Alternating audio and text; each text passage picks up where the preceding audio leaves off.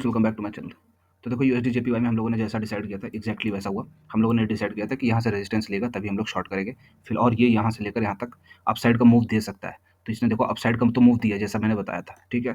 अब ये वाला पार्ट बचा है, तो अब ये इसका वेट करेंगे हम लोग जब तक कि यहाँ पे नहीं आता और रेजिस्टेंस नहीं लेता, तब तक अभी हम लोग को नए सपोर्ट और रेजिस्टेंस सिर्फ यहाँ पे एडिट करने के बाद अलावा और कुछ नहीं करना है। यहाँ पे रेजिस्टेंस बनाएगा तो शॉर्ट करना है, या अगर इधर इसका रेजिस्टेंस ना लेने के बाद ऊपर जाता है तो यहाँ से अपसाइड का मोमेंटम देना है।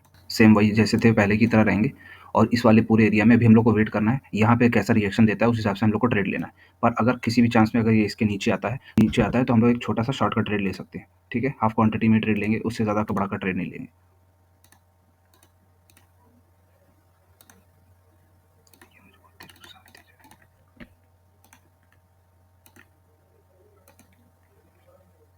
ठीक है।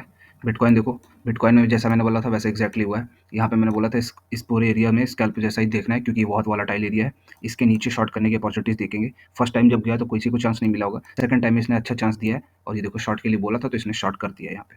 अब क्या, अपने सपोर्ट और रेजिस्टेंस बनाएंगे और डिसाइड करेंगे आगे क्या करना है। सपोर्ट और रेजिस्टेंस बन चुके हैं, अब हमें करना क्या है, वेट। इस पूरे एरिया में कहीं भी शॉर्टिंग अपॉर्चुनिटीज मिलती है, यहाँ से लेकर यहाँ तक ऐसे करके कोई भी शॉर्टिंग अपॉर्चुनिटी मिलेगी तो हम लोग वहाँ पे शॉर्ट करेंगे और वहाँ से लेकर डाउन तक का टारगेट रहेगा हमारा। क्यों? क्योंकि वीकली पे हम लोगों ने क्या डिसाइड करके रखा था कि ये पूरा जोन अगर ये क्लोजिंग यहाँ देता है तो उसके बाद ये बेयरिश पैटर्न बना रहा है और इस पूरे जोन में या तो वॉलेटिलिटी दिखाएगा जिसके चांसेस हैं, या तो ये पूरा ही डाउन साइड का मूव देगा। और इसने क्लोज देने के बाद अब ये डाउन साइड आ ही रहा है, तो हम इस एरिया को ये टेस्ट करेगा ही करेगा। ये पूरा जोन 109 का लेवल, इस पूरे जोन को ये टेस्ट करेगा, उसके बाद ही कुछ नया रिएक्शन दिखाएगा। तो वीकली बेसिस पे अभी भी कम से कम 2000 से 3000 पॉइंट्स पेंडिंग है, ठीक। तो ये लेवल्स बता दिए, उसी लेवल्स के अकॉर्डिंग हम लोग को शॉर्ट के ट्रेड लेने हैं। ट्रेंड डाउन साइड का है तो शॉर्टिंग अपॉर्चुनिटीज़ ही ढूंढनी है और कुछ नहीं करना है। गोल्डी भाई को देखो, गोल्डी भाई में अभी वो कंसोलिडेशन में ही है। इस पूरे जोन में मैंने दो चीज़ें बताई थी। पहला ये कि ये यहाँ से सपोर्ट ले सकता है ऐसा, या तो यहाँ से सपोर्ट लेगा या नीचे से सपोर्ट लेगा ये वाला लेवल पे। तो इस पूरे दोनों लेवल पे इसने यहीं से सपोर्ट ले लिया है। अब देखना ये है कि इसको क्रॉस करता है कि नहीं। जैसे इसको क्रॉस करेगा तो अपसाइड का ही ट्रेड लेना है, क्योंकि हम लोगों ने गोल्ड में वीकली बेसिस पे डिसाइड करके रखा है कि पैटर्न बहुत अच्छा बना हुआ है और ब्रेकआउट कोई भी आएगा तो बहुत अच्छे अपसाइड के मूव मिल सकते हैं। इस पूरे जोन में अपसाइड का मिल सकता है और अगर इस लो को ब्रेक कर दिया तो डाउन साइड का ट्रेंड मिल सकता है, ठीक है। तो लेवल्स जैसे थे वैसे ही रहेंगे, क्योंकि ये फिलहाल कंसोलिडेट ही में है और कंसोलिडेटिंग स्टेज में अभी हम लोग को वेट करना है फिलहाल कि अभी सपोर्ट बनाता है। यहाँ से तो सपोर्ट ले लिया, अभी इसको क्रॉस करेगा तो अपसाइड का ट्रेड है, और डाउन भी आएगा तो भी हम लोग को अपसाइड का ही फिलहाल देखना है। बैंक निफ्टी में देखो, बैंक निफ्टी में हम लोगों ने जो डिसाइड किया था एग्जैक्टली वैसा ही प्ले आउट हुआ।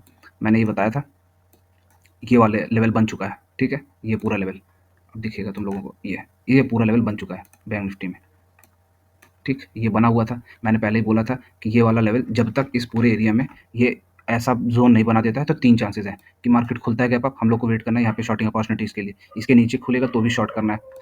लेकिन इसने किया क्या, इस पूरे जोन में इसने कंसोलिडेट किया, और ये थर्ड पॉसिबिलिटी ये थी कि इन्वर्टेड हेड एंड शोल्डर्स जैसा पैटर्न बनाए। तो देखो इसने ये पार्ट तो बना के रखा ही हुआ था, ये वाला पार्ट, ये वाले पार्ट के लिए मैंने ये बताया था कि ये ऐसा बनाएगा, और उसने एग्जैक्टली वैसा बनाया जैसा बताया था, ठीक है। और फिर उसके बाद इसके नीचे तो आया नहीं, अब वेट करना है अब कल के लिए। अब नए सपोर्ट और रेजिस्टेंस पहले बना, ठीक है। तो नए सपोर्ट और रेजिस्टेंस बन चुके हैं, अब क्या करना है, अब क्योंकि ये वाला पार्ट तो बन चुका है तो इस पूरे पार्ट को हटा देते हैं। अब ये वाला पार्ट बन चुका है, अब 2 चांसेस है, कल मार्केट फिर ऊपर खुले। अब 2 चांसेस हैं कि कल मार्केट फिर ऊपर खुले और यहाँ से नीचे से अपसाइड जाए और फिर ये शॉर्टिंग जैसा पार्ट बनाए।